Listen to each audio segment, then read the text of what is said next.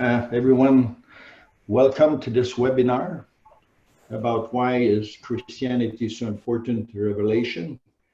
So I would like to start with this webinar with a short prayer to our Father, to our guardian angels, and to all those celestial beings that are accompanying us in our work to share the teaching of the Urantia Book and to keep inspiring us in good ways, and also to thank Michael for his spirit that lives within us and direct us where the truth is, where the truth lies. So thank you, Father. Thank you, Jesus. Thank you, Holy Spirit.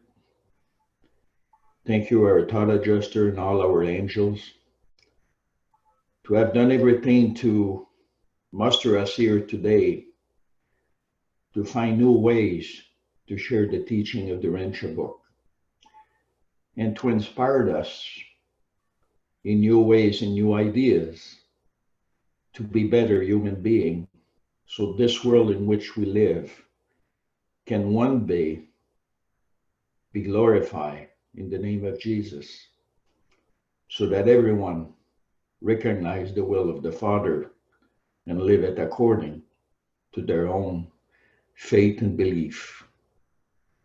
So thank you all for participating in this webinar. May the Spirit guide us in all our thought, question, inspiration, and kind words. Amen. Amen. So welcome everyone. There's many people that I know, and this is a co-host webinar. I'm hosting this webinar. I'm giving this webinar, in fact, with Don Clementin, which I met a few months ago, and they're very much involved in finding ways to share this teaching and make this revelation really go forward by using Christianity. So I'm going to share with you a few slides. And just a second. So everyone see my screen? So in fact, is why Christianity is so important to Revelation. And then there's a second thought, bridging the revelation, which help us find new ways or maybe better ways to share the teaching. So I'm going to go to this second slide here. So are we doing the right thing for the revelation? What is our best option for getting the teaching of the Urantia Book in the world? And what part can Christianity play in an outreach program? Now, this webinar will explore how Christianity can be aligned with our effort to share the Urantia Book and its teaching to the world. We will focus on the links between previous revelation and the fifth revelation based on the information given to us in paper 195. We will also explore why Christianity in the Bible can be significant and important tools in breaking the teaching of Jesus and the fifth revelation to the world, and why this should be of paramount importance to those desiring to fulfill the mandate left to us by our sovereign Michael. And last, we will give you information or resources available to us as students of the Urantia Book, so we can work in partnership with Jesus to promote his teaching. Now, most of us have been readers of the Urantia Book for many years, and most of us have encountered many failures in our effort to share the Urantia Book with family members, friends, people at our church, co-workers, or complete strangers. Probably many of us have joined study groups, took UBIS course, Urantia University course, or maybe attended the Boulder schools, probably attended many conferences and lectures, read numerous articles on dissemination in the hopes of finding better ways to share the Urantia Book. and its teaching. Today, we may find ourselves still searching for better ways to promote the teaching of Jesus so that the revelation can succeed in its mission to expand cosmic consciousness and enhance spiritual perceptions. There have been in the past of the Urantia movement many individuals who have discovered by themselves better and more effective ways to promote this revelation. Let's have a peek at history so we can have a better understanding of what has been done so far to promote the teaching of the Urantia Book. I'm going to share with you a little bit of a chronology. Okay, so there was first the Urantia Book School that really began on April 3rd, 1939. And then there was a book called The Paramount by Duane L. Fawn, published in 1933. And then there was the Concordex by Clyde Bedell, published in 1971. And there were also workbooks, volume 4 of the teaching of Jesus compared to the 4 Gospels. And there was also the Urantia Books, volume 7, Bible Study by William S. Sadler, published in 1951. I'm going to share you those 2 books there that were published by Urantia Foundation when the first school was created. And also those 2 other books that were written, one by The Paramount by Duane L. Fawn, and the Concordex by Clyde Bedell. So it all started with the creation of the Forum as the first school. The Urantia Brotherhood School really began up back on April 3rd, 1939. That's quite a way back, when Forum members asked for an in-depth study group on Wednesday evening. It was known as the 70 because of just 70 Forum members signed up the first evening. The Urantia Brotherhood School, under the Committee of Education, the Education Committee, began in 1955. Coincidentally, 70 students registered for the school. They took very seriously the example of earlier revelators who trained teachers and leaders. Also, there was initial effort to share the Urantia book. It was greeted with a shrug of disinterest. A few pastors warned of the devil's handiwork. If one didn't go to church, then one must belong to some kind of cult. Here's what Clyde Bedell said about this. Here's a recital of effort to give the book to his friend. When the Urantia book first came out, those who had contributed to the printing plates were permitted to buy the book for $5 a copy. Because those plates were all paid for, Florence and I, with a little discussion among ourselves, decided we would buy $1,000 of Urantia book, which we did. And we gave out 200 books like hotcakes to friends we thought would be delighted as we were to have the books.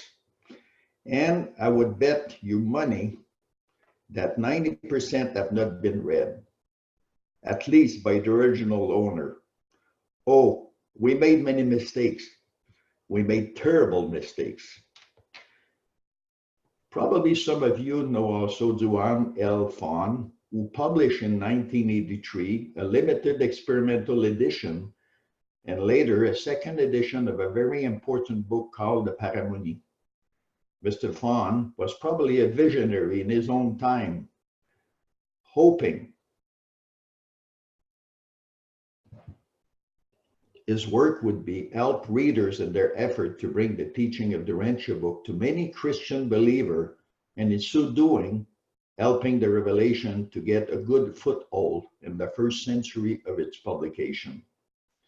Here's an excerpt of what he wrote in dedication of his book, Introduction and Foreword of the Paramount.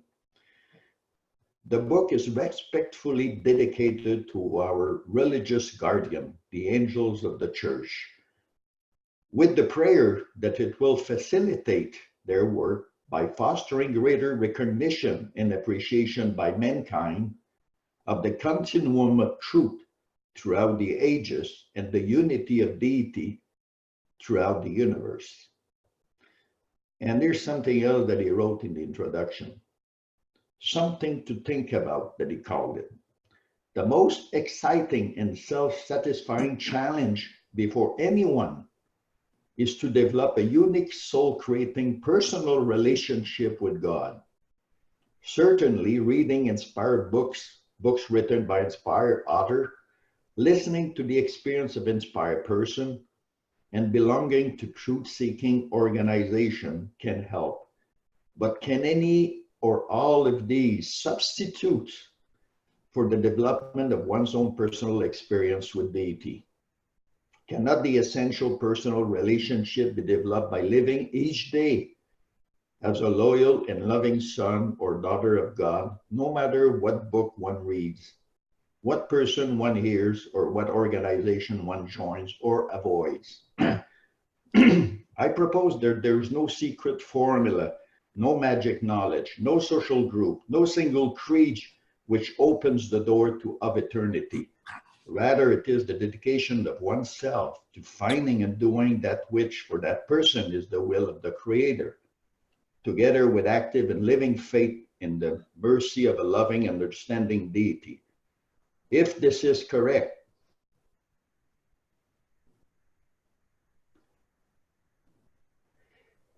then it is not the role of a religious leader to hold up the challenge, to inspire the dedication, to support the effort and facilitate the progress of those who choose to become faith children of the universal Father, Mother of all. And cannot this better be done by expanding rather than by limiting the ways in which mankind can perceive and relate to deity? What better way to fulfill the vision of Isaac and work toward the goal of Jesus than to help set the spiritual captive free of burdensome theological bondage? And then there was another excerpt from his foreword. People whose native tongue are of European and Middle Eastern origin have been influenced to some degree by religion originating in the teaching of Moses, the saying of Jewish prophets, and the life and teaching of Jesus Christ. They relate in some matters to a common source document, the Bible. It is only natural that upon reading the Urantia Book, they would wish to compare its teaching with those contained in the Bible. Christians whose beliefs are largely derived from matters reported in the New Testament may wish to compare New Testament teaching and parallel reports in the Urantia Book. Persons of Jewish background holding belief based upon document contained in the Old Testament may wish to compare Old Testament writing with language of the Urantia Book. Even those of Islamic faith who recognize both Moses and Jesus as prophet may wish to compare traditions reported in both the Bible and the Quran with the treatment of such tradition in the Urantia Book. Duane L. Fawn was certainly on the right path. He certainly understood that there was a very useful bridge between Christianity and the fifth epochal revelation. He probably spent thousands of hours researching the Bible and the Urantia Book to find cross-references between the two books. It is up to us now to use what he has so lovingly put together and publish in one book so we can become better at sharing the teaching of the Urantia Book with our Christian brothers and sisters. Clyde Biddell, this is another reader who has also published a book called the Concordex in the hope that it would help any readers become better students of the Urantia Book. Here's what he wrote about the Bible and the message of Jesus, the fatherhood of God and the brotherhood of man. The Urantia Book and the Bible. With the Bible on earth, why do we need a Urantia Book? Jesus in his life on earth quoted from the best of the religious writing in the scriptures, which he knew thoroughly. But he made clear that the biblical writings, they were human and fallible, not all inspired. He rejected much of the scripture where the Legion heritage of primitive Bedouin people and of the Babylonian writers of secular, not sacred history. He also rejected as unacceptable biblical writing, which were clearly misrepresentative of the loving God, his universal Father. With the Urantia Book, you may love and honor much of the Bible and embrace to the magnificent revelation of science and the unfolding evidence of God's majesty and awesome invention in the material creation. You will know from the Urantia Book that the God of personality and spirit is inevitably also the God of all matter and energy. If you develop a deep interest in the Urantia Book, you will likely wind up with a profound overriding conviction that you are the son or daughter of a benevolent, loving Father, and that inescapably all men are your brothers. Even the slightest acknowledgement of this truth can provide any man of any age a challenge so overwhelming as to make his life continually active and exciting and rewarding. That was the excerpt from the introduction of the Concordex. I'll show you another slide. No, I got it. I already showed you that one. It's about the picture of the Concordex. And there's a third reader that come to my mind who also saw the need to use the correlation between the Bible and the Urantia Book to plant the seeds of truth in the mind of Christian believer. His name is Vern Grimsley. Vern produced short radio capsules that were broadcast across the US for many years in the hopes that many would be inspired and one day find the Urantia Book. Here's what he wrote on the jacket of a CD case. Only transformed individual can create the transformed world. Only better men and women can fashion a better society. Only spiritually advanced citizen can architect a spiritually advanced civilization.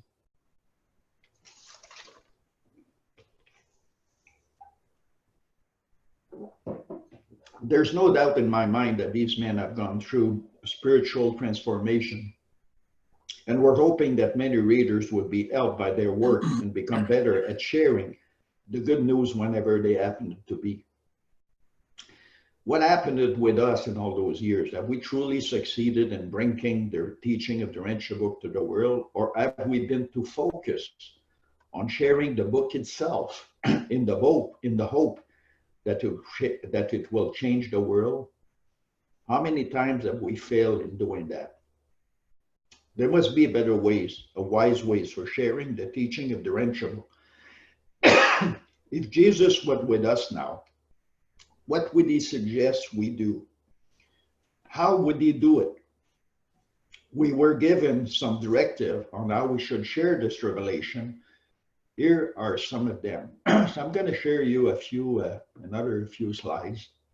That was taken from the publication mandate. It says an early publication of the book has been provided so that it may be in the end for the training of leaders and teachers. You must again study the time of Jesus on earth. You must carefully take note of how the kingdom of heaven was inaugurated in the world. You must learn to possess your soul in patience. Thousands of study groups must be brought in existence. So I'm going to stop sharing this. But how should we do it does not end there. There's more that we need to do if we really want to be ambassador of Jesus. And I took liberty of getting some quotes from the Urantia Book that emphasize how we should be personally and how we should do it.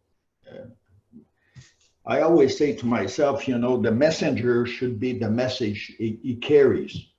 If we're not really living the message we're trying to convey to others, I'm pretty sure we will fail most of the time because people look more at who we are than what we tell them to be. And I've had a few experiences like this in the past. When I was trying to share the book in the first few years, I had the book in my own hand. And probably you all did also share the book, with a lot of people around you. Even my parents, my brother and sister thought I was crazy. Even some of them today believe I'm part of a sect or a cult or something. And then many years ago, when I started my first study group, as an experience, uh, I was talking to my mother about it, and she said, "Oh, I would like to be a member of your group." And I told her, I said, "Why you want to be a member of my study group? You don't even read the book." Oh, she said, "Yeah, your sister and I have been reading it for the last 2 years." And I was really surprised, why would they have started to read the book? I had talked about the book many years before that. And then she says, "Well, you remember when you talked to us about the book, we thought you were crazy because, I had a crazy life, I was drinking, partying all the time, And then they say, who is this crazy guy telling us that we can read this book and it's going to help us change our life?" And then I said, "What happened?" Well, she says, we watched you. And then when we saw that you were changing to become a better man, we said, well, there must be something good in that book. Let's have a look at it. So I figure, from that experience that many of us have with the book, I don't say you all had a life like me, but maybe you have had experience where mostly people rejected the book as such. They probably said yes, politely. Maybe some of them took the book. If I remember my own self, I don't know, maybe out of hundreds and more people that I talked about to the book, probably only 5 or 6 that I know of that really are reading the book. And I wonder how serious they are in their reading, some more than others. But so I was always trying to find good ways. So I'm going to share with you a few slides here that really influence my home thinking. So it says, if the Christian church would only dare to espouse the master's program, thousands of apparently indifferent youth would rush forward to enlist in such a spiritual undertaking, and they would not hesitate to go all the way through with this great adventure. And here we are today trying to attract the youth.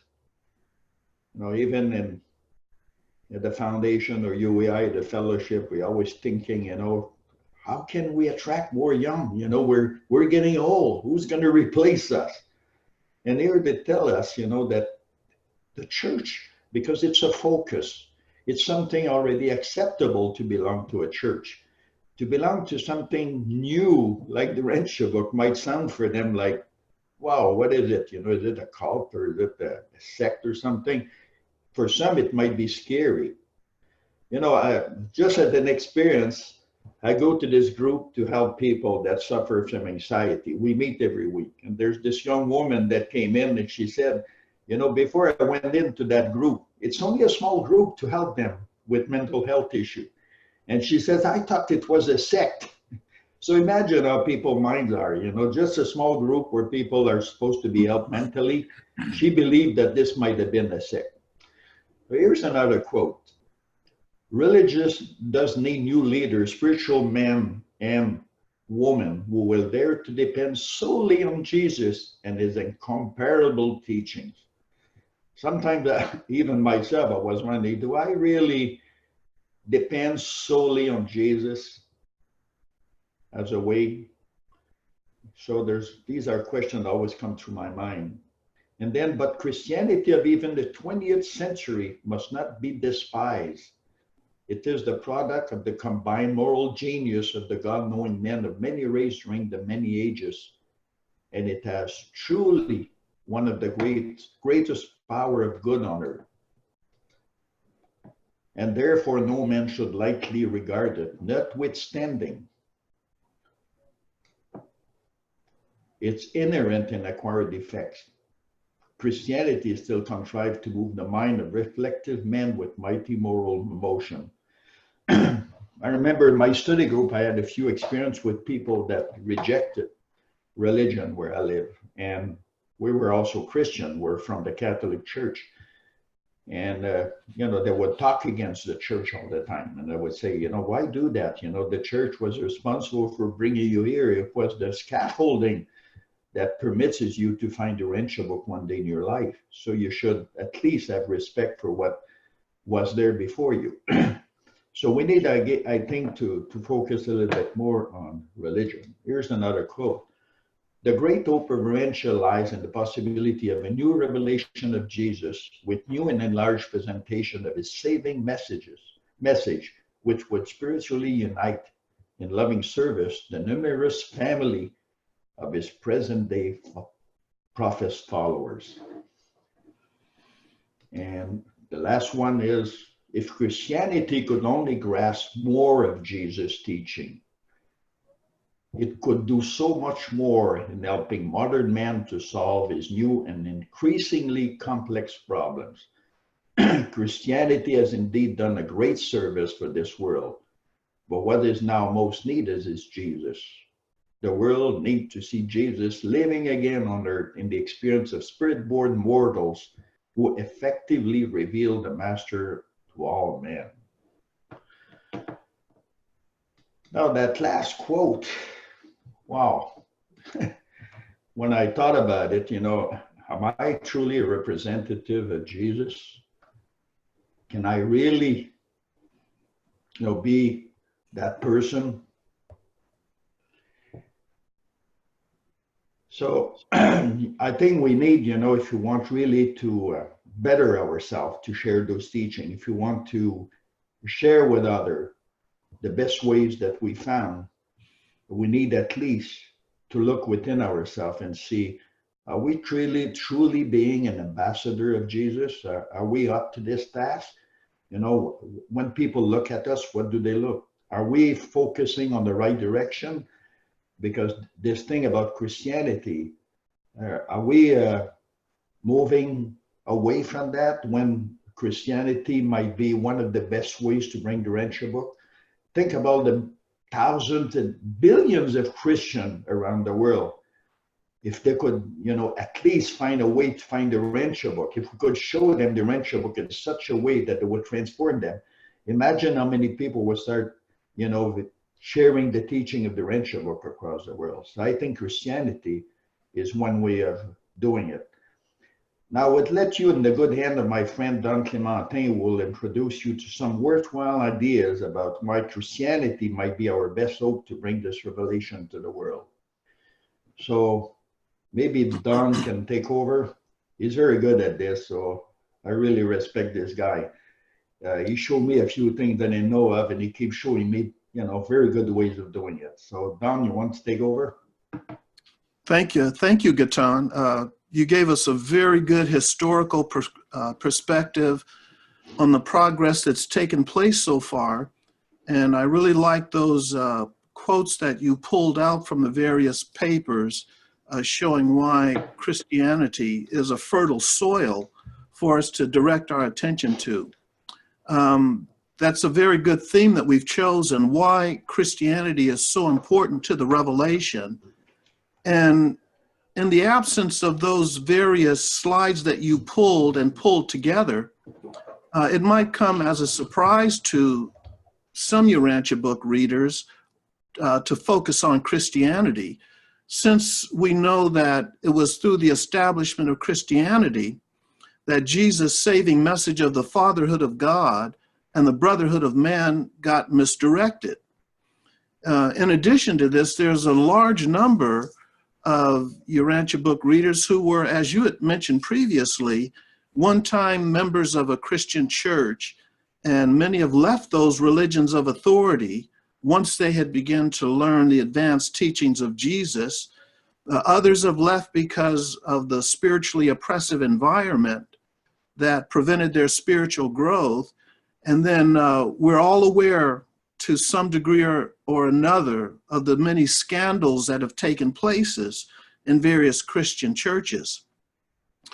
But notwithstanding all of these inherent and acquired defects of Christianity that you mentioned in that one slide, there's still a large number of UB readers that remain an integral part of some Christian church that they've been associated with many years. So a valid question is, how can Christianity contribute in any beneficial way to advancing the Master's teachings when we consider its spiritual condition right now and the many problems it must overcome in order to be recognized as an authentic voice of the Master. So to answer that question, let's first of all notice this very interesting observation, which is found in paper 170. And Gaétan, if you could pull that slide up, paper 170 has this interesting slide I want to share with you. Yeah, well, a second. Let's hope I have the right one. That's the one. Yes. So it says there, mistake not, there is in the teachings of Jesus an eternal nature which will not permit them forever to remain unfruitful in the hearts of thinking men. The kingdom of, as Jesus conceived it, has to a large extent failed on earth. For the time being, an outward church has taken its place. Here's the rest of it. Yes, but you should comprehend that this church is only the larval stage of the thwarted spiritual kingdom, which will carry it through this material age and over into a more spiritual dispensation where the Master's teachings may enjoy a fuller opportunity for development. Thus does the so-called Christian church become the cocoon in which the kingdom of Jesus concept now slumbers. So when we look at that quotation there, it tells us that the concept that Jesus taught is slumbering. It's actually asleep within Christianity. So when you think about the gospel writings that are found in the New Testament of the Bible, which are an integral part of Christianity, those gospel accounts are what are waiting to enjoy a fuller opportunity for development. So right now, Christianity is that unattractive cocoon, that hairy cocoon in which the long submergence of the divine brotherhood will come alive at some point into a beautiful unfolding. So really, we're all blessed to be living at a time when this long submergence is about to be reversed, and to be on the vanguard of those who can go forth as 21st century apostles, so to speak, to reinvigorate Jesus' teachings, must have our celestial family buzzing with excitement. So let's, first of all, just take a moment to consider why Christianity is the most fertile soil to begin planting the Master's teachings. And to do that, we have a short video we've prepared on the 4 reasons why we should focus on Christianity, and Gaétan will bring that up for us. In this video, we will answer the question, why does this school choose to initially direct its ministry to Christianity rather than other branches of religion or other philosophical groups? There are basically 4 reasons. The first and most significant reason is because the revelators advise it. In paper 195, we are educated by the Midweyer Commission on how our world reacted to the bestowal of Michael from his ascension down to the 20th century. The Commission, as well as individual Midwayers, were present throughout all of this history and can therefore give us an accurate first-hand eyewitness account of what transpired. For obvious reasons, the Commission was primarily interested in how the followers of Jesus reacted to his message.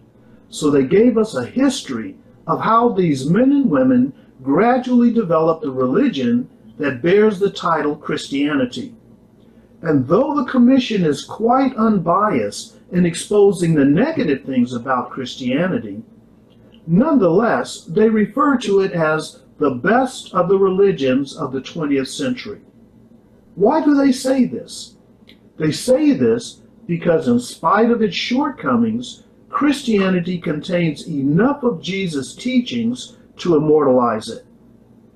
As UB readers and as followers of our sovereign, we must accept that characterization of Christianity by the Midwayers and then figure out how we can improve upon the best. And that's just what chapters 9 and 10 of paper 195 are about. How to improve and elevate the condition of Christianity. Notice these passages from paper 195. A new and fuller revelation of the religion of Jesus is destined to conquer an empire of materialistic secularism and to overthrow a world sway of mechanistic naturalism.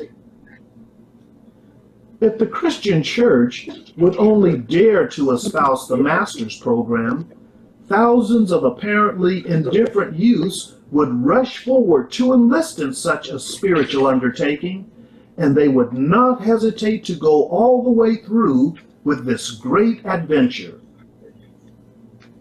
The great hope of Urantia lies in the possibility of a new revelation of Jesus with a new and enlarged presentation of his saving message, which would spiritually unite in loving service the numerous families of his present-day professed followers. And finally, take note of this observation from paper 170. Mistake not, there is in the teachings of Jesus an eternal nature, which will not permit them forever to remain unfruitful in the hearts of thinking men. The kingdom, as Jesus conceived it, has to a large extent failed on earth. For the time being, an outward church has taken its place. But you should comprehend that this church is only the larval stage of the thwarted spiritual kingdom, which will carry it through this material age and over into a more spiritual dispensation where the Master's teachings may enjoy a fuller opportunity for development. Thus does the so-called Christian church become the cocoon in which the kingdom of Jesus concept now slumbers. As we look at these passages, there is one dominating theme. The religion of Jesus is what will change, uplift, and save our world. If we can advance and uplift Christianity, we will be on the fast track to our planetary destiny of light and life. The second reason is because Christianity is revelation ready. Christians already believe in our sovereign, and they already accept the heavenly destiny revealed by the Master. They also understand the concept of the fatherhood of God and the brotherhood of man, even if they do not fully put it into practice. On the other hand, whereas Christians only need to be fortified in their existing belief in Jesus, non-Christians would have to abandon their own concept of deity and exchange it for the Christ. Non-Christians would have to be convinced that Jesus is who he says he is, that he is the divine Son of God, not just a prophet or guru, and that his message is the highest religious philosophy available. And we would have to make that argument in the face of the stark divisiveness among those who profess Christianity and the unloving behavior exhibited by many professed Christians. Notice this observation from paper 195. These various groupings of Christians may serve to accommodate numerous different types of would-be believers among the various peoples of Western civilization. But such division of Christendom presents a grave weakness when it attempts to carry the gospel of Jesus to Oriental peoples. These races do not yet understand that there is a religion of Jesus, separate and somewhat apart from Christianity, which has more and more become a religion about Jesus. A great deal of time would have to be spent addressing and overcoming these obstacles, obstacles which are not present among professed followers of Jesus. Also, you may have noticed that the language of the Revelation tracks the language of the Bible. Many of the phrases used throughout the Urantia book are the exact or near exact phrases used in the Bible. And part 4 of the Urantia book tracks not only the language, but also the stories in the New Testament writings. And it fills in the blanks and clarifies many mysteries that befuddle Christians. So there's a built-in attraction to and familiarity with the Revelation that is unique to Christians. For these reasons and others, presenting the authentic message of Jesus to the non-Christian community is a much harder challenge. Of course, it can be done, but more can be accomplished and in less time by focusing first on Christianity. The third reason is because Christianity is evangelism ready. The majority of Christian religions already understand that Jesus' message is to be promoted by evangelizing. In fact, many Christians receive specialized training in evangelizing techniques and are encouraged to share Jesus' teachings with others, either formally or informally. And not just the clerics or pastors, but the congregation members as well. Look around you. How many times have you been approached by a Christian who was promoting their sect? How many times have you seen advertisements, billboards, TV, or radio commercials designed to attract you to a particular Christian church? How many times have you been personally invited to attend a church service by family or friends? Now compare that to the activities of non-Christian religions. There really is no comparison. Christians are evangelizers. Thus, if we are able to uplift Christianity and educate Christians on the fuller and more advanced teachings of Jesus, they will be eager to share what they have learned, and they will be willing to use their already acquired ministry skill and know-how to accomplish it. Imagine what could happen if we are successful in a ministry focused primarily toward uplifting Christianity with its 2.2 billion adherents. We could easily double, triple, quadruple the number of readers of the Urantia book, and in a relatively short time have an army of many millions who will be fellow workers right alongside us, all advancing the fifth revelation. The fourth reason is because Christianity is the gateway to presenting the revelation to the rest of the world. Throughout paper 195, the Midweyer Commission emphasizes that the religion of Jesus is the solution to the world's problems. It is true that Christianity is the religion about Jesus. But notice this statement. If Christianity could only grasp more of Jesus' teachings, it could do so much more in helping modern man to solve his new and increasingly complex problems. Those of us who have read part 4 of the Urantia book know this to be true. Uplifting Christianity by introducing the authentic gospel message will uplift the world. Notice these additional Midweyer observations from paper 195. What an awakening the world would experience if it could only see Jesus as he really lived on earth and know firsthand his life-giving teachings. Christianity has indeed done a great service for this world, but what is now most needed is Jesus. The world needs to see Jesus living again on earth in the experience of spirit-born mortals who effectively reveal the Master to all men.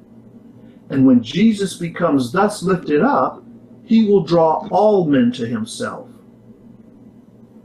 The great hope of Urantia lies in the possibility of a new revelation of Jesus with a new and enlarged presentation of his saving message, which would spiritually unite in loving service the numerous families of his present-day professed followers.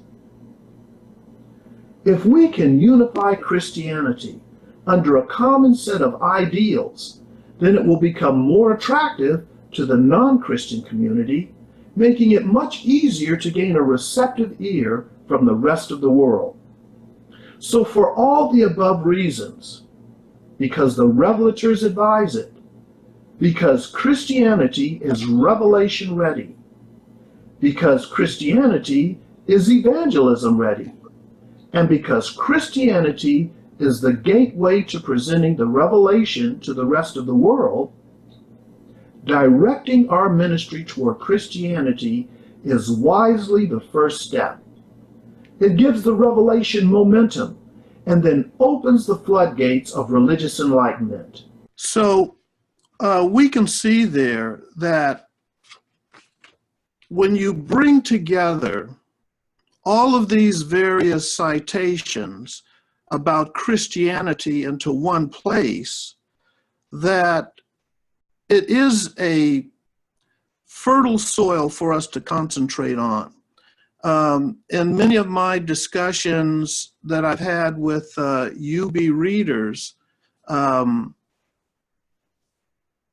have indicated that they were surprised to find this idea about Christianity, even though they had read these passages before, perhaps many times, but reading them in isolation didn't have as much of an impact as it did when you put them all together. And when you put all of those passages together, it helps us to see the importance of Christianity and really why it is a very fertile place for us to focus our attention on. Now, one of the things that was mentioned is that Christianity has, for the most part, become a religion about Jesus. And they need to understand the religion of Jesus. And we've heard that expression, no doubt, many times before.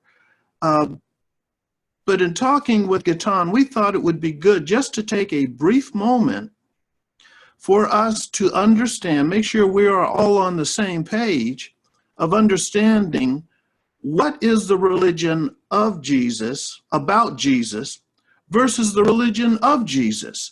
And we need to have this really clear in mind so that we don't fall into the same trap that Christianity has.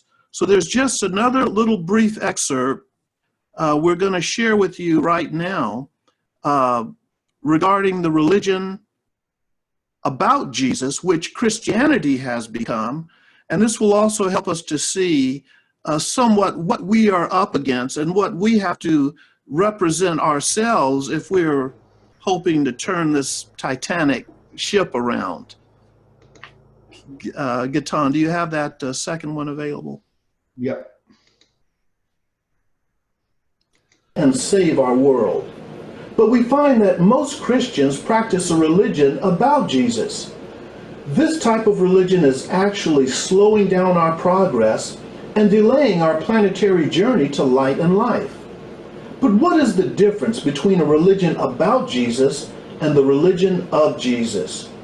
We will need to clarify this so that we don't fall into the same trap as has traditional Christianity. The religion about Jesus is basically a religion of adoration.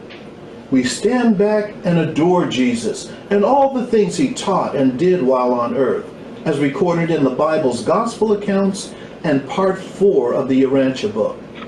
For example, we marvel that he was both divine and human, that he performed miracles, that he was a great teacher, that he died on a cross, that he taught love and how to pray and things like these. That's a religion about Jesus, and those who practice it are really just spectators. However, the religion of Jesus is not solely intellectual or third person. It is highly experiential. The religion of Jesus is not about just telling what he did or adoring what he did. It's about doing what he did. Those who practice the religion of Jesus are doers, not hearers only. To illustrate the difference, consider a basketball game. In a professional basketball game, there are the sports commentators who report on the game. They talk about the athlete's performance on the court, analyze all of their moves, report their scores and misses, and provide interesting statistics on how each player has performed over the years. The commentators are keen observers who have an encyclopedic knowledge about the players and the game. And that's fine if you want to be a commentator or a mere spectator. But what if you want to be a great basketball player? You have to actually get out on the court and do what the great athletes do. Copy their moves, learn their strategies, follow their training regimen, and so forth. That's how you play the game of basketball. So do you want to be just a spectator and commentator on Jesus' life? Or do you want to be out on the court, making the moves and playing the game the way the master played it? And let's add one more player, the coach. In a basketball game, the coach is not just a commentator or an admirer of the game. He is actively setting strategy, helping the players apply the strategy, and working with them to improve their game. The religion of Jesus also requires coaches, spiritual life coaches, as trained in our school of evangelists. We practice the religion of Jesus, but we also coach others on how to best improve their spiritual game. When a person lives the religion of Jesus, it has profound effects on the individual and those who come into contact with them. But for the most part, Christians are commentators and spectators about Jesus' life and ministry. There are so few who actually live the religion of Jesus. That is why our world has not advanced over the past 2,000 years, in spite of there being over 2 billion professed Christians on earth. And it bears mentioning that it's not just Christians who practice a religion about Jesus. Even Urantia Book readers can fall into that same trap. They have a lot of information about Jesus, but many view it as history, not something that we should practice. Also, most readers engage in a ministry about the book, not a ministry of the book. That is, doing a ministry the way Jesus taught and demonstrated and requested we do. And now you know the difference between a religion about Jesus and the religion of Jesus. Now you know your task. We need to be players and spiritual life coaches and get people out on the court and in the game of life. See you at the next lesson. So, when we take a look at that, we see that there's a lot of work for us to do in order to make this difference within Christianity. The big question is, where do we start? This is no small assignment.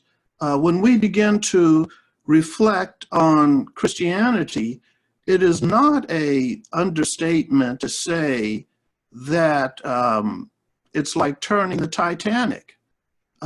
It's a formidable job and will require a lot of effort over an extended period of time. We know from decades of experience, many of you have been sharing the Urantia book way longer than I have. I became familiar with this book in 2011, but many of you go back 20, 30 years.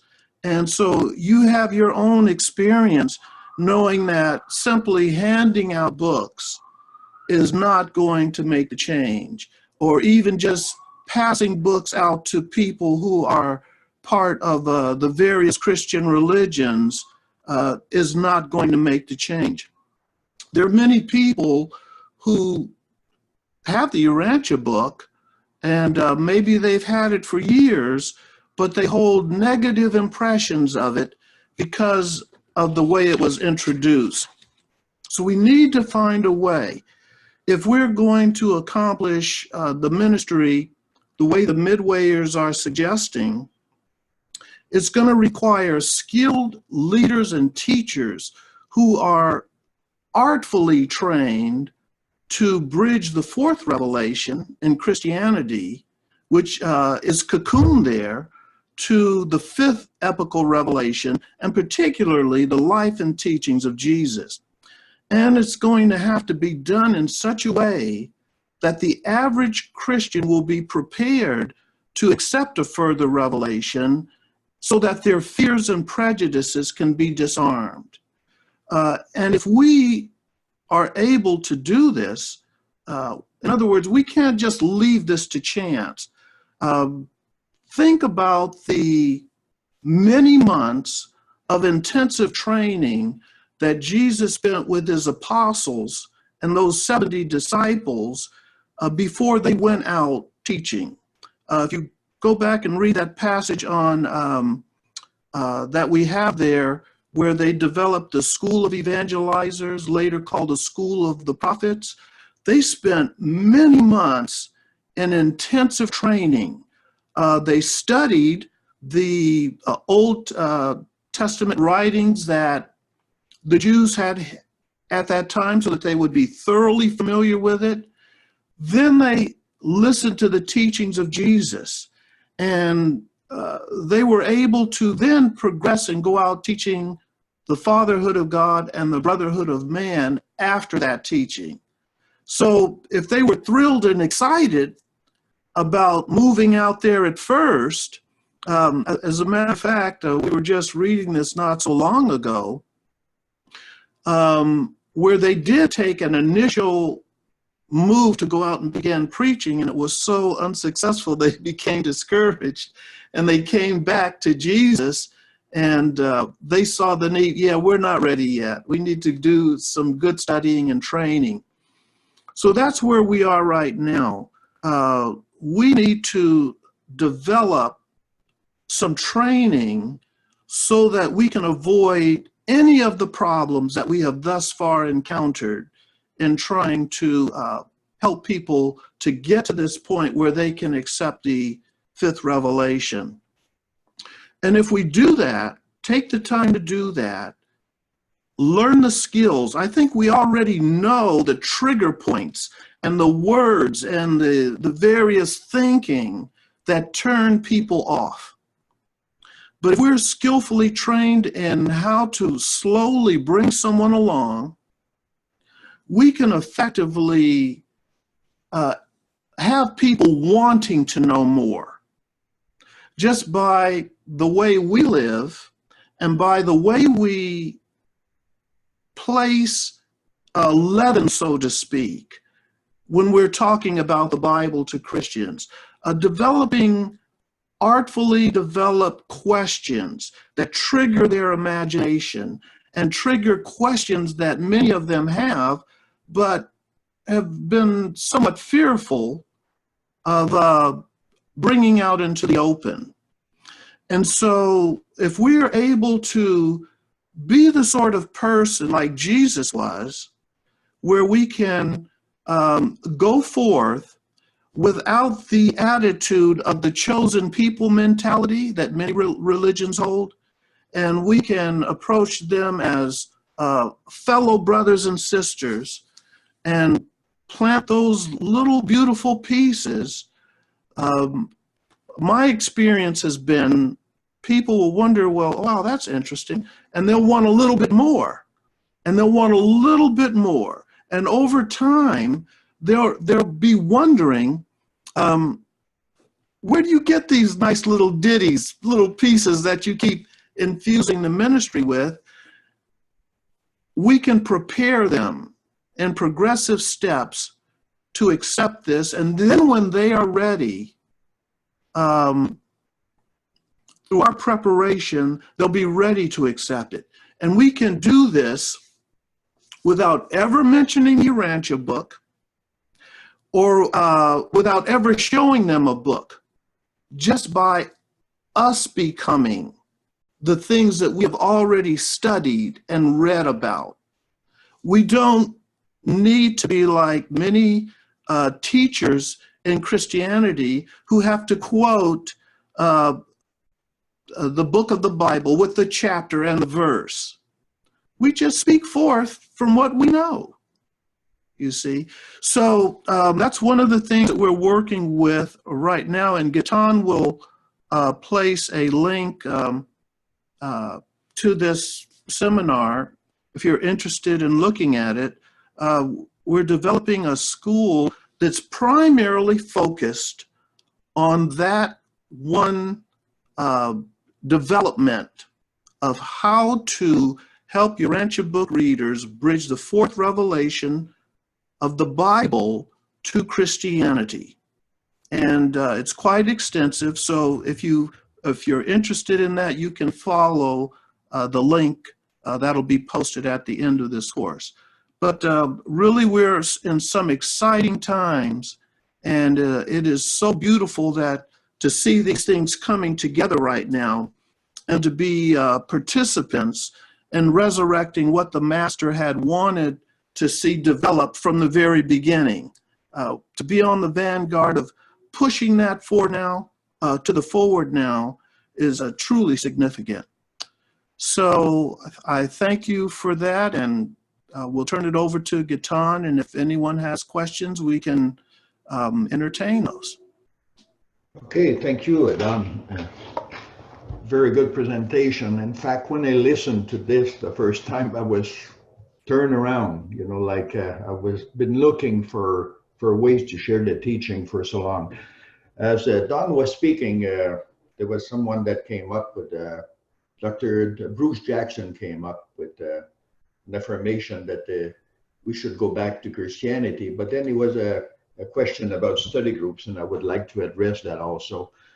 What would be the use of study groups if we are to train people as teachers and leaders in trying to join Christianity with the Urantia Book? Well, you know, since I started taking these courses with Christ Evangelists, my study group became a place where I could share some of the experience that I've had. And not everybody, you know, will attend the school, but some people will benefit from those who have attended this school or any other school. Take, for example, what you learn at school. You know, you want to share with others, and you probably, if you do have a study group, whether it's a UBIS course or whether it's Urantia University course or any other courses, even those that you take at school, regular school, you want to share what you know with other people. And for me, having a study group is a place where we can make experiment. We can engage people in going out and having a little challenge, how to contact other people.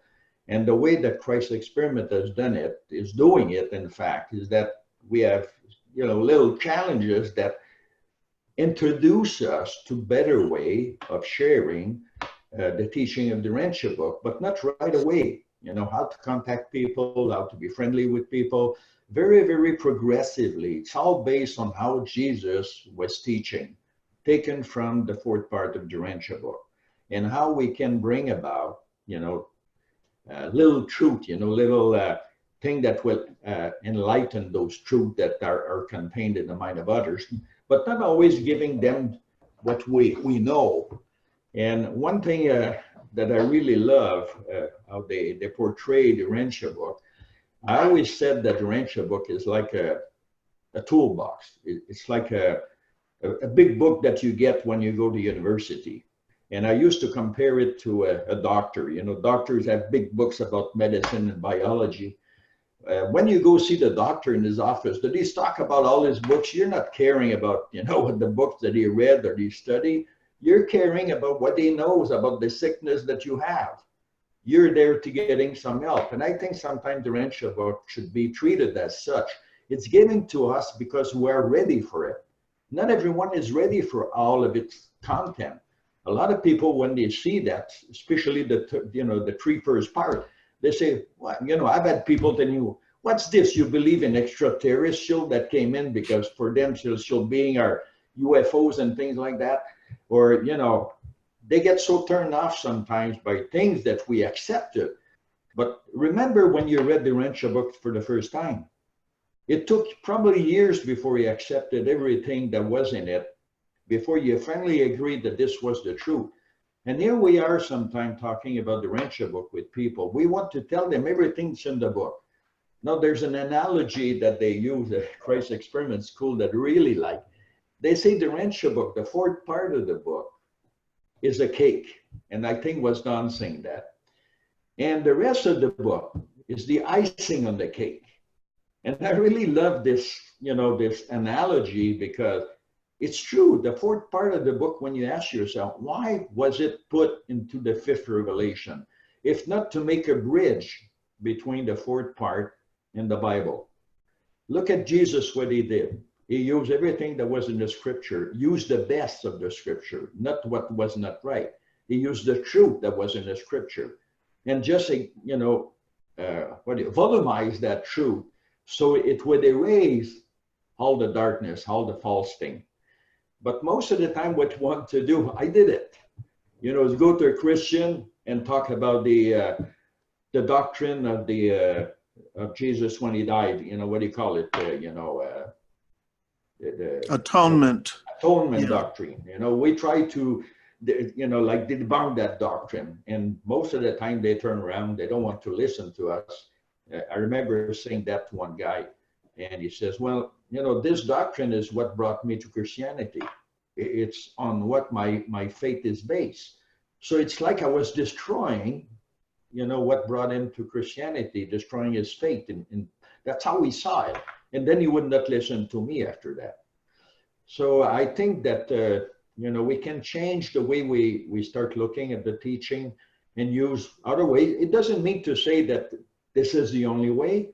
But I believe that if you want to be a good musician, you might need to learn a few, you know, instruments, you know, like being the one that runs the whole orchestra.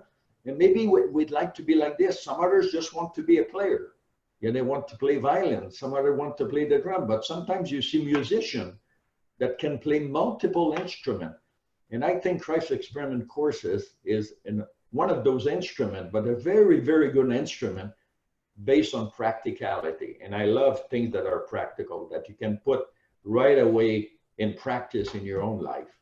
So, and another thing that comes to mind, because before I turn this over to all of you for a question, is that, and that made me a lot also to reflect, lots of time we try to bring people to the Urantia book. And it's like Jesus used to say, first you need to bring them into the kingdom.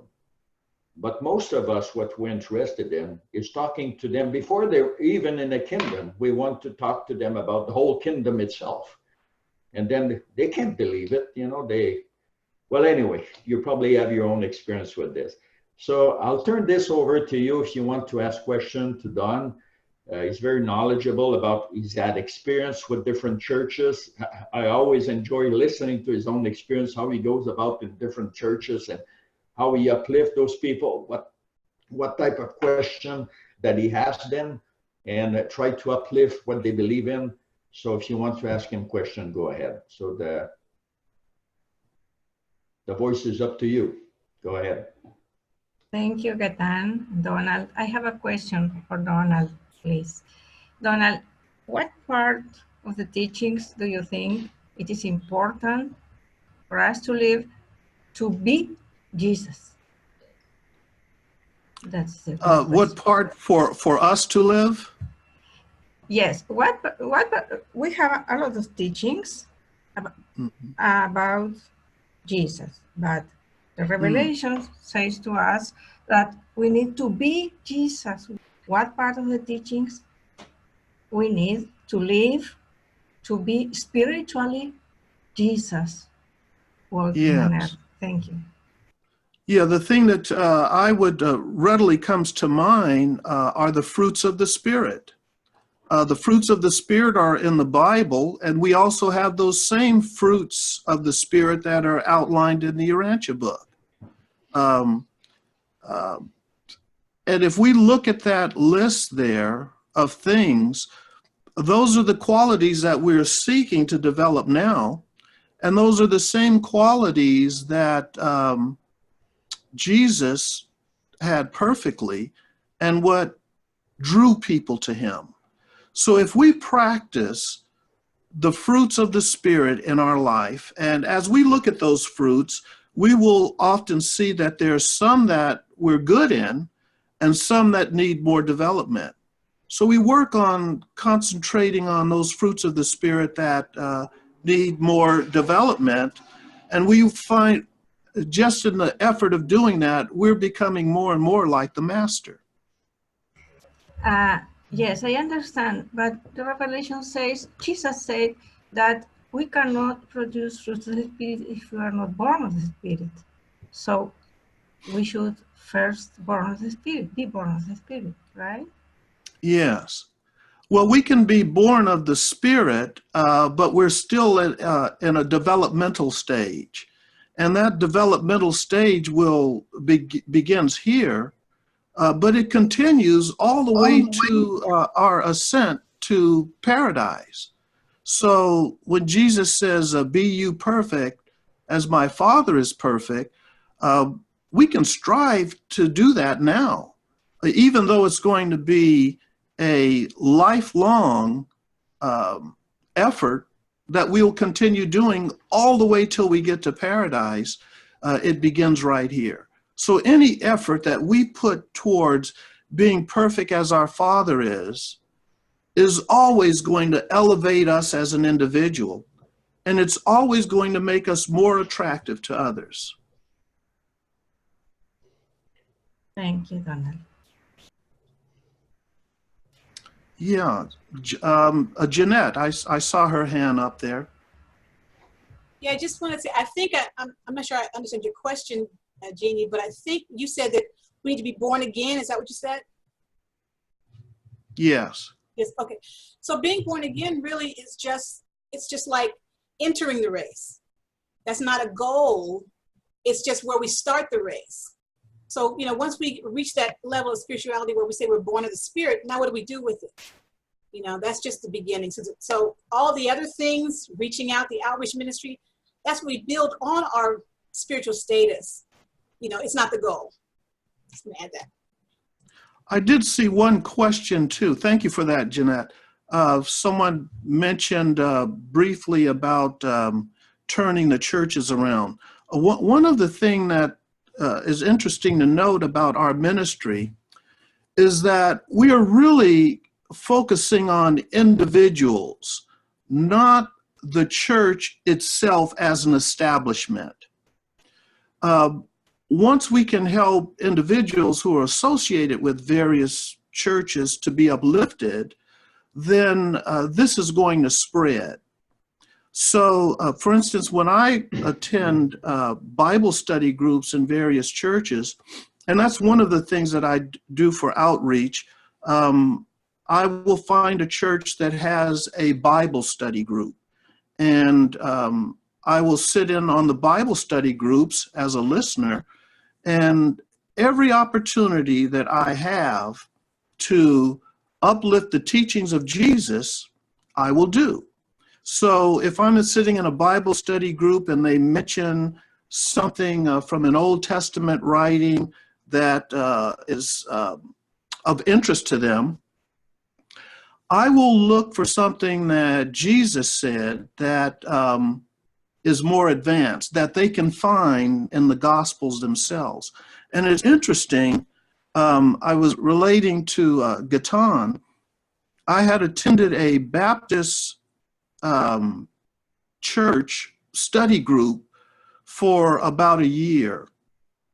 And every time we would have our discussions, I would often mention the teachings of Jesus, so much so that at one point, one of the persons in the church said, "That Don sure loves him some Jesus." And I took that as a compliment coming from the Baptists, because they really love Jesus too.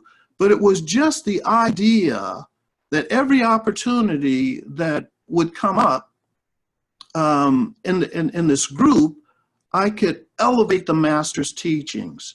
So in one church, there was this one individual who was a deacon who kept listening to everything I said very carefully. And then we started having private discussions outside of the church. And even though he was a deacon, I learned that he was not in agreement with everything that was going on there. And he wanted to know where was I getting these insights from that I was sharing with the church. As an example, I raised the question, why is it that all of us who believe in going to heaven are so fearful of dying? And the pastor's wife had actually come to me and she says, you know, Don, I believe in resurrection just like everyone else, and I'm certain I'll be resurrected, but I'm so afraid of dying. And I said, the reason why is because we talk very little about the prospects for heavenly life. I said, most of our ideas about heaven are so primitive, it's almost like a fairy tale. I says, we should really take some time and think about what heaven is going to be like.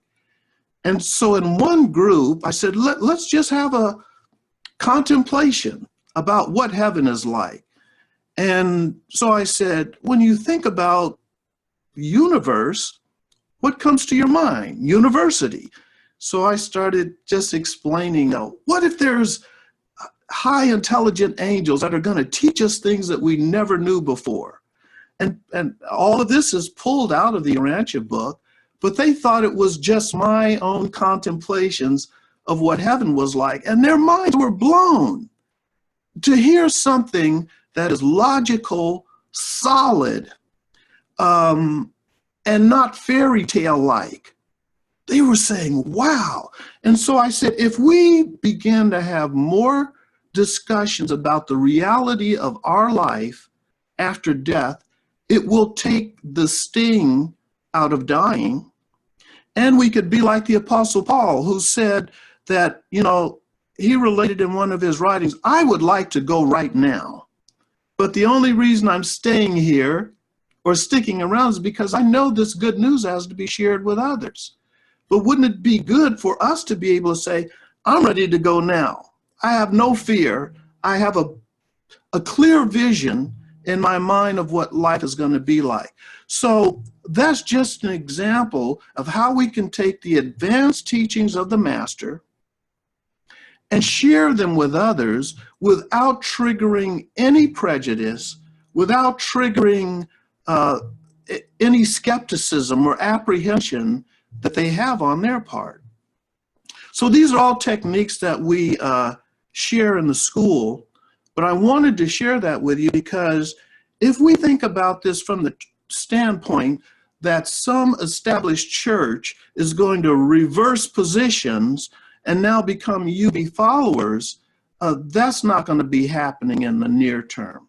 What we're looking for is to share the good news so that individuals, and this doesn't have to be done in just churches, this is with anyone who's had any knowledge of the Bible or who has ever been to a church, we can begin sharing these beautiful things of the Master's teaching.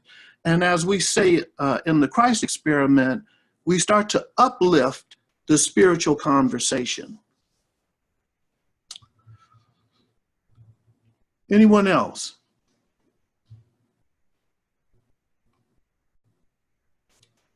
Go ahead, George.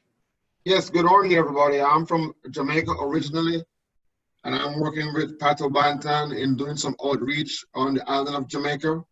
I'm currently in Chicago, lived in Maryland for some while, and we're working with Pato Bantan to get the message of the Urantia Book in the reggae music, because the reggae music is taking, making inroads across the world as a music of consciousness.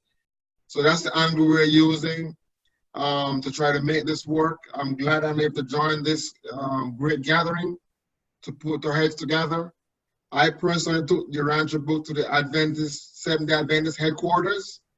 I've been raised a Seventh-day Adventist. It's on a shelter sitting down right now. Not sure what they have done with it. I'm going to reach out to them again with more patience I have now, more maturity. Try to see how I can get this message in the Seventh-day Adventist movement. So that's what I'm working on personally. Happy to be here. Welcome. Good to have you. Yeah. Yeah, one of the things that we are really trying to stress is to avoid, and I know this is difficult because I had this challenge in the beginning of giving the book to people. And what happens is most folks are overwhelmed with it. I bet that right now that there are tons of UB books that have been given out with a good intention, and a person will look at it and see that big, thick 2,000 pages, and it ends up being sat on their shelf. If we can do, and this is why it is so vital to keep reading Part 4 of the UB, just to see how Jesus interacted with people, the beautiful questions that he had. And so, for instance, if you're doing this through music, you have initiated the idea of Jesus. And then to be able to follow up with your own knowledge base. If you could take what you know, which is what the Midwayers say, we need to become Jesus himself, walking among the people and teaching them. The book is like a recipe of preparing a meal. But once you've got that recipe down, leave the book aside. You become the spokesman for the master's teachings. And you become that power, or that vessel that allows the Spirit of truth to speak to you. I think one of the things that happens is that we don't have enough confidence that we can really be the mouth spokesman for the master or become the vessel for the Spirit of truth, and that we need this book as kind of a crutch. And that if we could give it to them, the book will explain it much better than I can. But the book can't explain it much better than any of us, because if you're in Jamaica, you know that there's a certain way Jamaican people roll, and there's a certain way that they talk, and there's a certain way that they think. If you're in Canada, among the French people, you know there's a certain way that the French people think. So you become the Jamaican Jesus or the French Jesus, and then people will listen to you. You know, they'll pick up on that and they'll say, wow, I like this. This sister is relating the teachings of Jesus in a way, and what's happening is their internal spirit gets hungry. And if you can discover that, you keep feeding them. And you keep until they are so bursting with, well, why is it that I've been in church all these years and I haven't picked this up?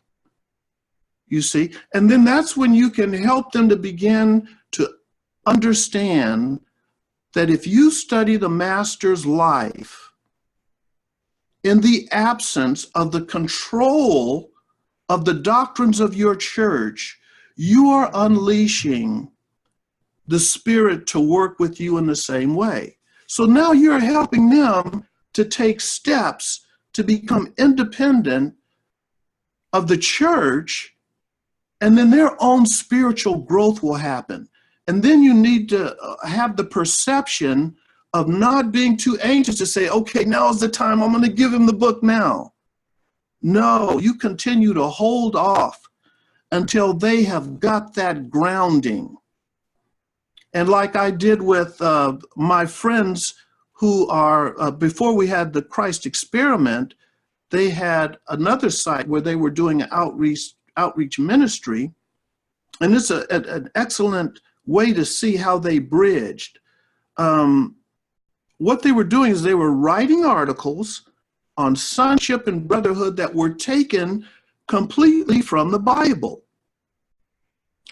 But as I was reading that, I had no prejudices triggered. And this is when I was with a former religious association I was with.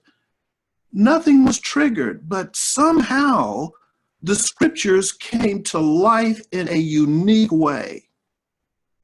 And when I kept pressing them about how is it that where are you getting this from? How come this seems so fresh?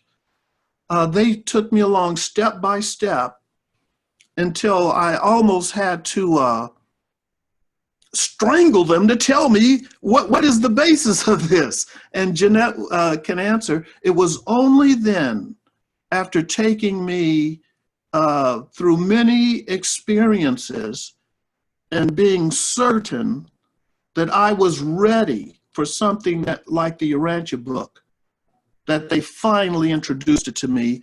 And they took that long with me because early on, they had that excitement with the book, and every time they passed it out, there were very few, if any, people who responded with the same enthusiasm as they did. So when you look, that's why we took the time to put these midway quotations on, and I say it's good to read paper 195, particularly 9 and 10, because that is the key to us penetrating Christianity in a way that will get them ready to become receptive listeners. So let's build that skill. You got the book, leave it at home. Learn to keep it within your mind and within your own personality. And allow your personality to share with others the beauties that are found in these teachings here. It was a question. First, there's 3 people that want to ask questions that I noticed. Maybe there are more. But there was Bennett that lifted his hand a while ago. And then there's Kier. And then there's Kipel. We have 2 hands Okay. raised, Pato and Barbara. Okay, Sorry. go ahead, Jeannie. Okay. Pato, go ahead, please. Unmute. I think he's on mute. There we go. Hi, Don. Hi, Gaétan. Hi, family. Hey, hello. Hi, everyone. Hi. There's a couple of things I want to share right now. I have been distributing the Urantia book for 26 years now, and I've also been spreading the good news, which is a totally separate thing from distributing the Urantia book. And to me, is primary to the distribution of the Urantia book is to share the good news to all people of all classes, races, and creeds. There's a couple of things. You said that Jamaicans have a certain way of doing things and Canadians have a certain way of doing things. But in my experience, a true seeker is the same in any country of the world, and I travel the world extensively. And when you come across a true seeker who has exhausted all avenues of truth on the planet, they are ready for the Urantia book. And sometimes you don't have an ongoing conversation with people. Like when I went to Jamaica, I was only there for 3 days. I could not be there for months and months to give them ongoing talks about Jesus and truth and da. But the people who I came across were tired of the church. They were tired of Christianity. They were tired of the Virgin Mary and the atonement concept. They were tired of women being less equal to men based on the Bible. They were ready for a new revelation. The only place they can find this new revelation is in the Urantia book. So I don't hesitate to place that book in their hands and say, here you go. This is what you've been looking for the past 10 years. And trust me, when you feel somebody out after a conversation, you can know whether that person is ready for some good news, a slight adjustment to their way of thinking, or if they're ready for the 5th epochal revelation. The second thing I want to say is, I honestly love everything you've said, Donald. I love a lot of what you've said. I'm not going to say everything. I'm going to say a lot of what you've said. But I honestly think that you have taken some of the quotes of the Urantia book and joined them together out of context. And I would love to have a separate meeting with you so we can address those errors, which I think are errors, in trying to attach the new teachings, what the book is telling us to go forward with new ideas and new approaches, to the old Christianity, which is an outworn religion, which is definitely the cocoon, but the Urantia book also says that it is a dying religion based on all of the errors that are in Christianity's problem, which is section 9, which lists the problems of Christianity, which make it a dying religion. And it may be in a cocoon, but it may be in a cocoon that is going to get buried in. So we need to really seriously be careful when we're taking the quotes and putting the quotes, which are a religion of Jesus, and attaching them to Christianity, which is a religion about Jesus. And when it says, the Urantia book says, Christianity has done a great job, but you must go forward from where you are.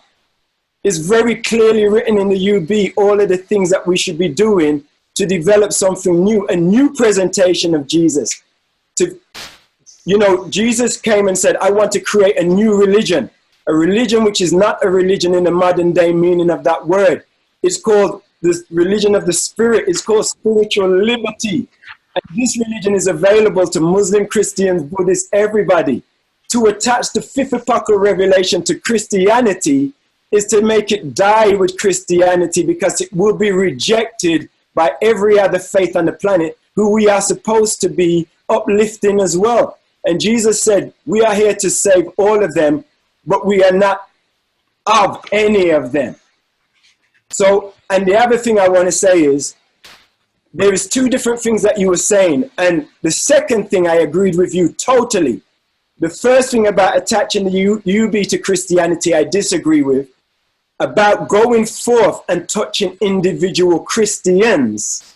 Yes, 100%. And you don't need the UB for that. But I will bet you any money, if you go into any church that you are affiliated with, and they say to you, where did you get that information from? And you say, oh, I got it from the Urantia book. They will reject you and they will reject the book, because the Urantia book contradicts the Bible. And the Christianity is a faith based on the Bible and the truth contained in the Bible. The Urantia book shatters the Bible in many different places. And even Jesus in the Urantia book says, the Bible is written by men and there's lots of errors. You can't say that to the Christian community, because they will say that you are a devil worshipper and that you're bringing a book that is of the devil. And I've experienced it many, many times. I've had them try and save me in the church because they knew I was reading the Urantia book. They tried to cast the devil out of me in one Baptist church, and I stayed there and let 10 of them put their hands on me to cast the devil out of me, just so that they could have a good time. But I just want to share those feelings with you. I really think we need to readdress the quotes you are using, because some of them are, I feel, are honestly out of context with your presentation. And because the way you have using them, your presentation seems appealing, but the appealingness of the presentation is got a little stitch here and there of some wrong application of quotes, which are to do with moving forward with a new revelation rather than going backwards. Okay, I thank you for those comments and your expressions, Pato. When I mentioned, let me just deal with a couple of them there before we move on.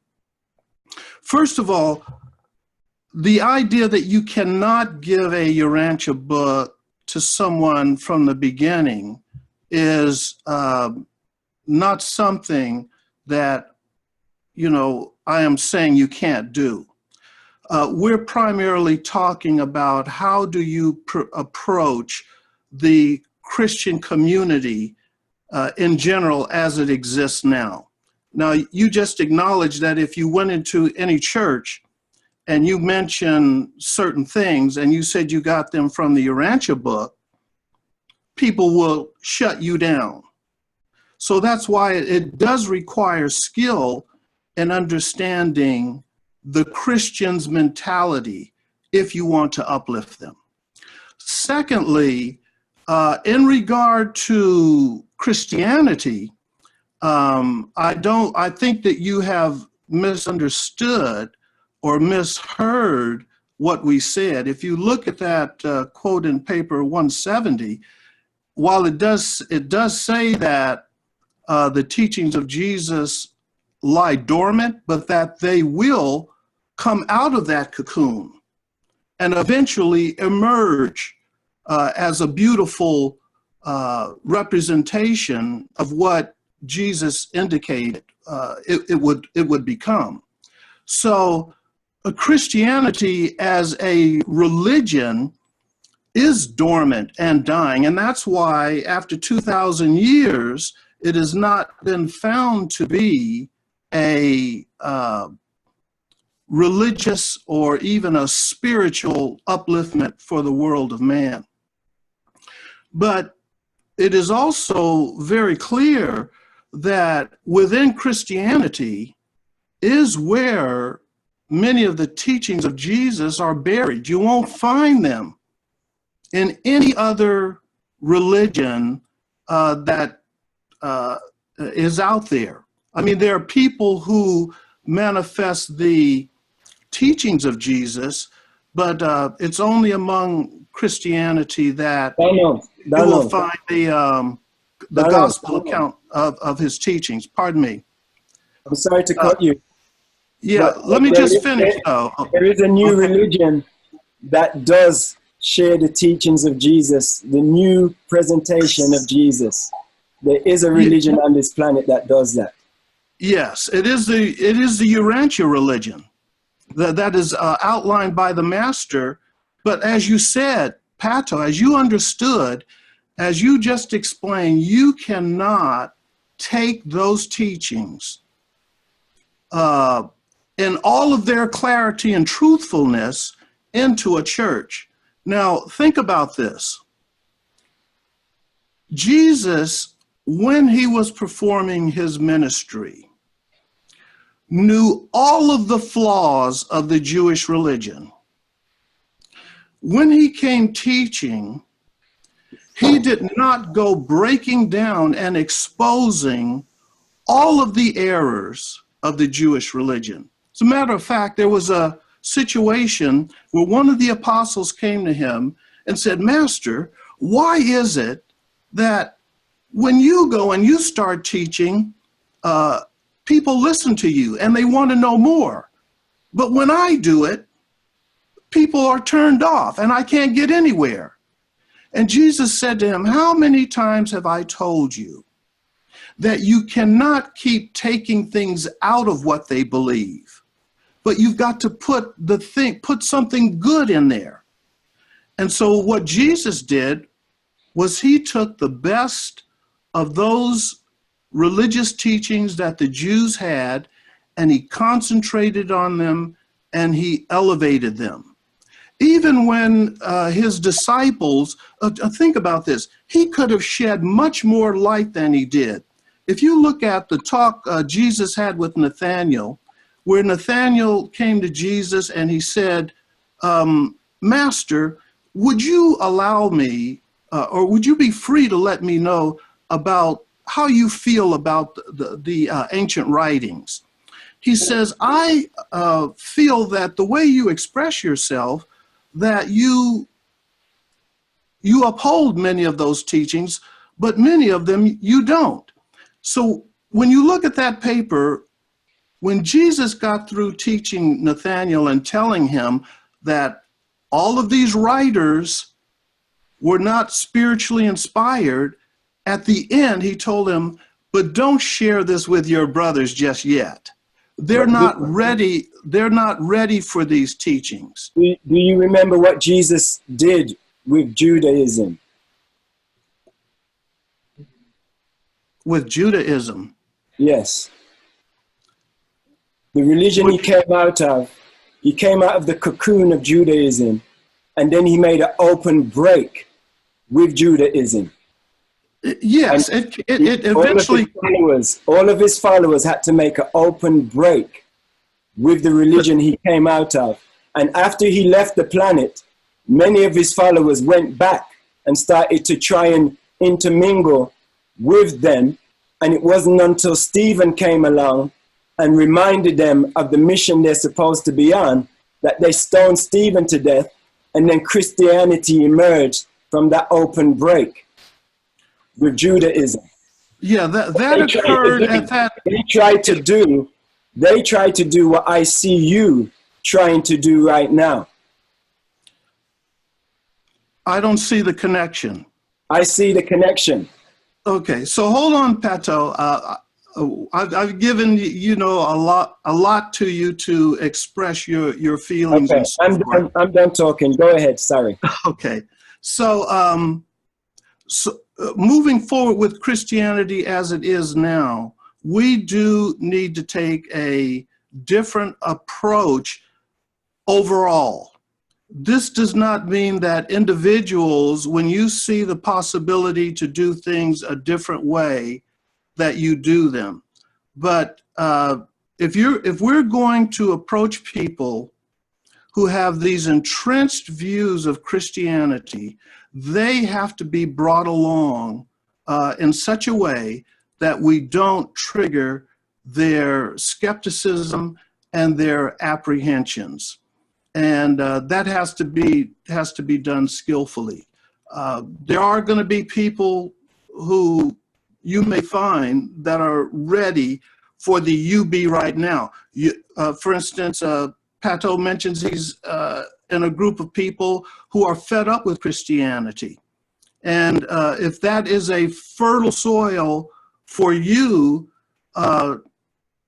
there's no constraints put on any brother or sister to do their ministry the best way they see how.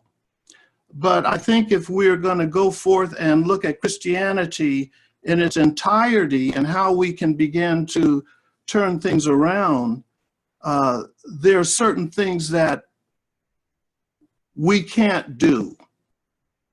And that experience has showed us that if we try to do it, it's not going to be fruitful. So we should be aware of those things. Let's open it up to some other questions, Janine. We have Barbara Newsom waiting for speak. And I don't know if you have some other persons waiting, Gaétan? Well, go ahead, Barbara. There was Bennett, and there was Kerr, and there was Guy that wanted to, for quite some time. Bennett was the first one very early. Thank you. We will hear Barbara now. Go ahead. First of all, I want to say thank you for having this seminar. This is one of the most important I've ever attended in the Urantia movement, in my view. And I'm going to, since I know so many of you, I want to say hello, Daniel. I've really been looking forward to meeting people who are working in the Christ experiment.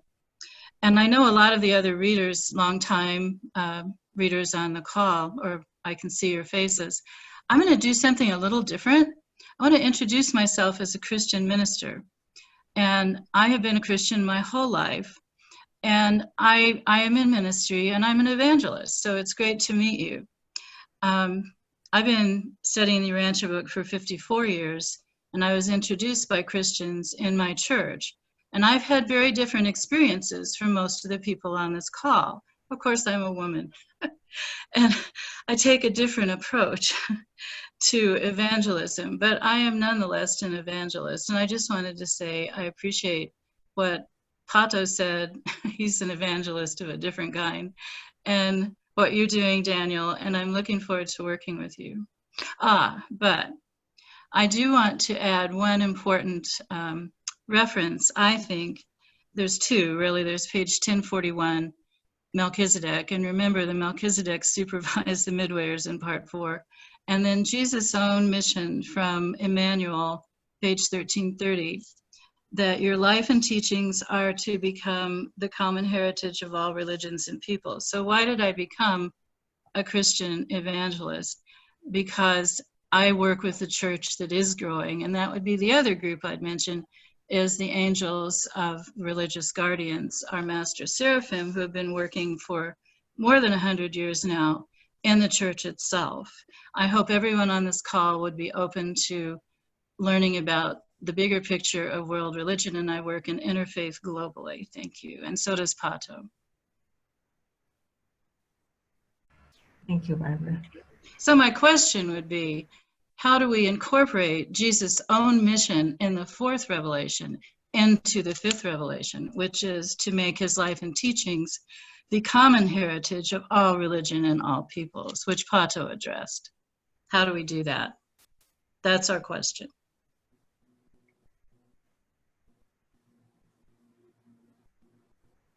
Barbara, is that a rhetorical question, or are you go ahead. It's not rhetorical in any way. Okay, It's guiding. When I was 17 as a Christian, reading part 4, just as other Christians will, or Dwayne Faw, my good friend, or Clyde Bedell, my good friend, with whom I didn't always agree. Dwayne and I agreed on a lot. Clyde and I didn't. But I've been in this a long time as an evangelist of the religion of Jesus. And what I also know is that we have such a small following, I believe, of the Urantia Book around the world that we need to work together to really understand one another. We all have such tremendous differences.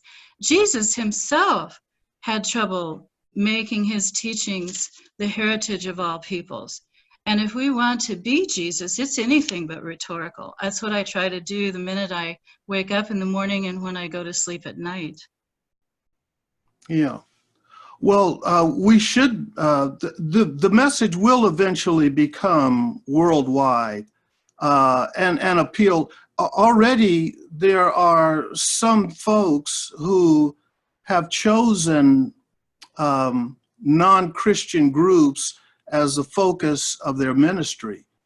There's one brother here in Boston who has primarily focused on Buddhists, and he associates with a lot of Buddhist individuals. He attends their meeting, and he's found a niche there for trying to spread the message. So don't take away from this that everyone else is to be dropped in favor of Christianity. That's not the case at all.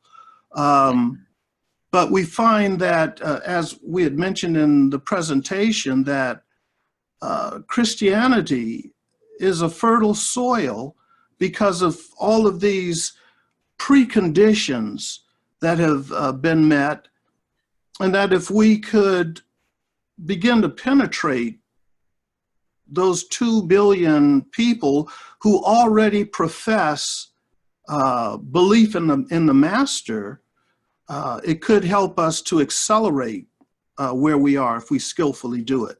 But it's not meant to abandon other religions at all, or to, if we find we are successful in a particular area of ministry, that has to be abandoned. Yes, George. Yes, I'm going to come. Let me have the other gentleman who was in line comment, and then I jump in after the other gentlemen have put their input in. Some people were waiting before me. Yeah. Yeah, we haven't gotten Bennett yet. He's been waiting patiently and care. So let's bring them into Jeannie. Hi, everybody. Thanks, Don and Gaétan. Great presentation. Just some isolated comments stimulated by all of the good information you gave us today. When we look at the chosen people doctrine, or people that walk around with the attitude of a chosen person, it reminds me that God's attitude is that not one of you should be lost. Whosoever will may come. And as a point of fact, God chooses everyone. It's only people that tend to leave others out. And when I think about people who want to tell me about Jesus, and knowing full well the religion about Jesus versus the religion of Jesus, my comment is, don't tell me about Jesus. Tell me what Jesus was about. What did he believe? What did he do? How did he do it? And what are they going to teach us when we get to heaven? And I love the way you guys discussed that earlier. What are they going to teach us? Will they be limited to the Bible? Or do you suspect there may be more to learn?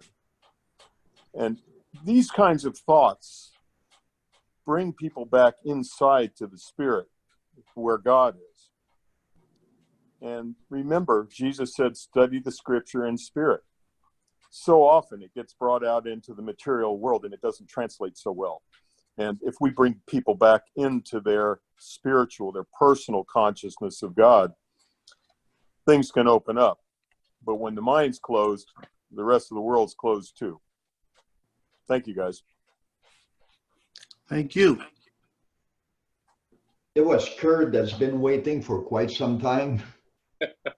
Thank you, Gaétan. I much appreciate it. And Donald, thank you for not only your presentation that brought in great depth and encompassed such a wide perspective of views that we got into a number of discussions with. This is not a simple, there is no one answer in progressing the supremacy of God on this world regarding a Christian foundation.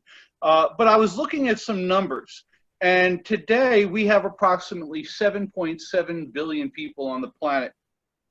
Over 30%, almost 1/3 of this world, calls themselves Christian. That makes us a total of 2.3 billion human beings right now breathing who consider themselves connected with Christianity. Now the question is, and we've always talked about this, trying to find some way to get into the fundamental foundation of fundamental Christianity. And I don't think that's going to be as fruitful. I think what we've been learning in the past number of decades is that people who are denominational or fundamental with their churches is diminishing. They are fringe Christians.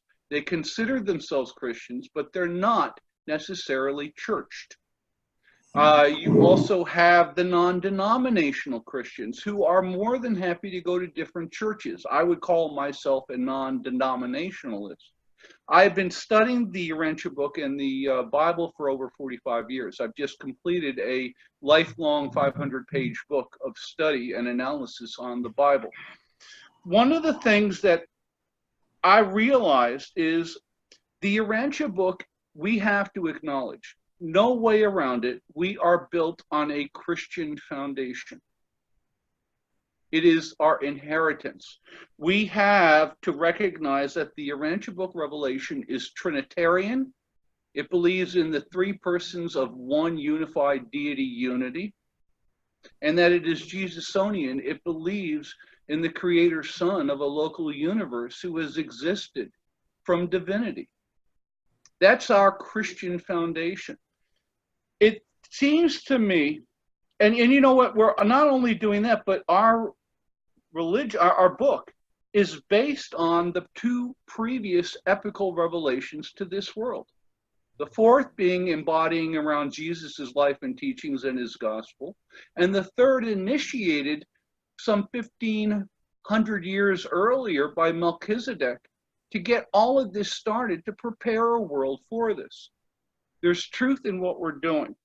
We have to recognize our foundation is connected in third, fourth, and fifth epical revelation relationship to Christianity. We can't avoid that under any circumstance. The last thing is in the New Testament, and Paul, they say that the New Testament and the followers of Paul and Peter as well, that it fulfills the expectations of the Old Testament, which could not be presented until the living proof of the second person of the Trinity of Jesus Christ. That, to me, is very, very fundamental. So I say, in the way that the New Testament fulfills the promises and expectations of the Old Testament. The Urantia Book fulfills the promises and expectations of the New Testament.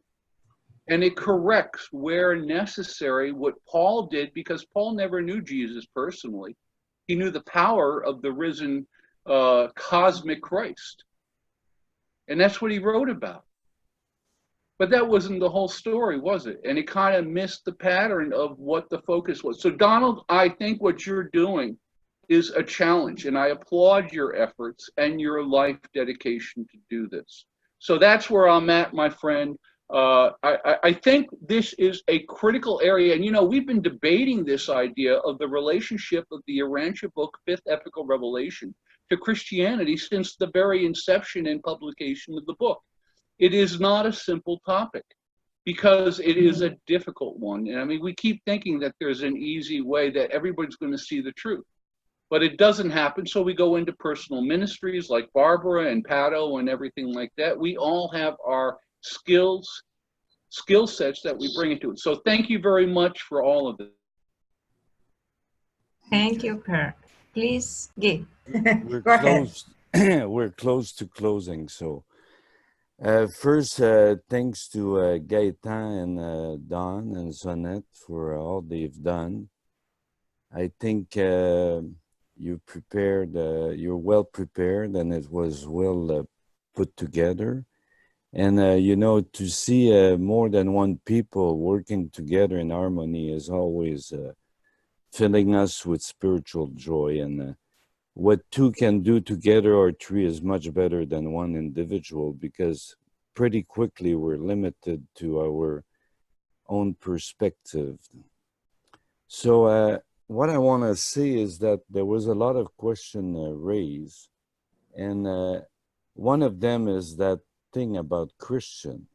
Well, I come from a background in Quebec. I'm one of those French, and we all have the label of being Catholic. But am I truly a Catholic or Christian? Or is this just a label that I give to myself? And I've been doing a ministry with a Protestant group in Belgium, and they were all very enthusiastic and all that. And when I sat with them for a while, I discovered that they were not really interested in God.